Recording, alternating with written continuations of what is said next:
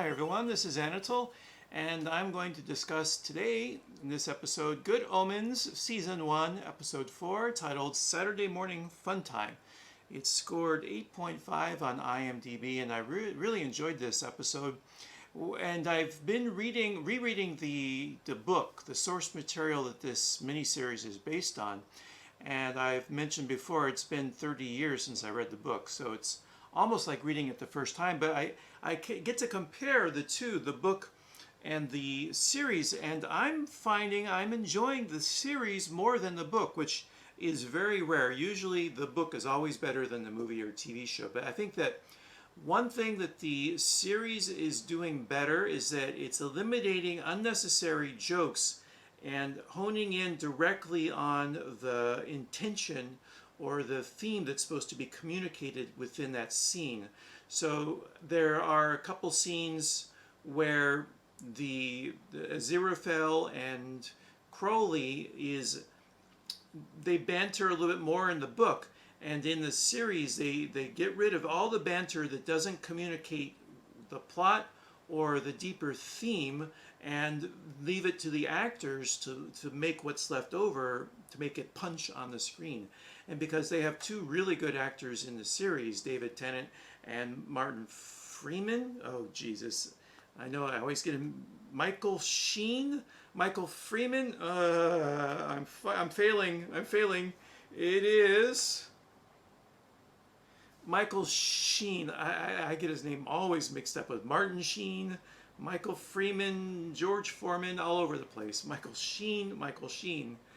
Then you are in good hands. So you don't need too much more than just what's going to deliver the joke. And so I enjoy that. And then another thing that I really enjoy about the series in comparison to the book is the way that they're able to transpose characters and either speed up scenes or bring in characters just a couple beats before. So what am I saying? In the book, the first meeting between the Antichrist, Adam, and the descendant of the witch Nutter, who is Anathema Device, yes. Who is Anathema Device, played by Adria Arjona. That actually occurs. So in the book, if I'm remembering correctly, Adam finds her looking for the prophecies of Agnes Nutter after she had just left them in the car with Crowley and Aziraphale in the book.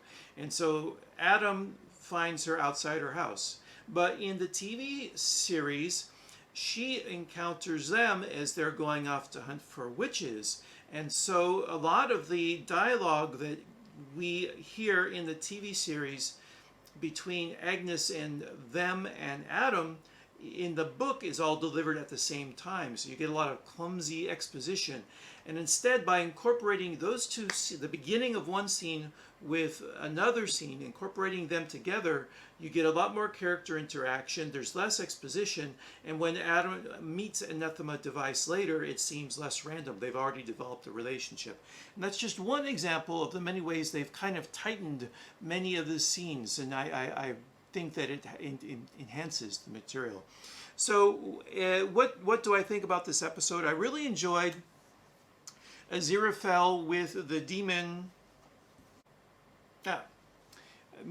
Hester, and maybe it's just because David Tennant is playing Crowley, but his whole escapade within the answering machine, which is quite dated. I love how they had no other way of writing that out because it's important to the plot. That detail that he's using an answering machine, and he uses a cell phone to call the answering. He uses a cell phone to call the answering machine.